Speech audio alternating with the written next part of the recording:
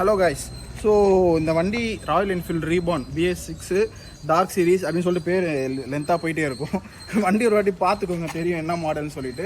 So இந்த வண்டி நான் வந்து Jan 27 எடுத்தேன். இப்போ ரொம்ப லேட்டஸ்டான மாடல் தான். ஸோ இந்த வண்டியோட எக்ஸாஸ்ட் சவுண்டு மட்டும் இப்போ நீங்கள் பாருங்கள் எப்படி இருக்குன்னு.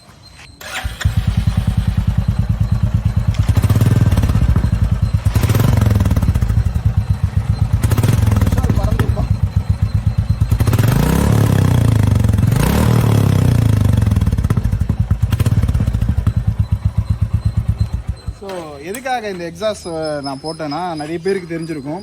இப்போ ராயல் என்ஃபீல்டோட மாடிஃபை பண்ணுற இன்ஜினில் வந்து எக்ஸாஸ்ட் சவுண்டே இல்லை, புடுபுடு சவுண்டு இல்லை, டப சவுண்டு இல்லைன்றாங்க. டுபு புடுபுடு சவுண்ட்லாம் தேவையே கிடையாது.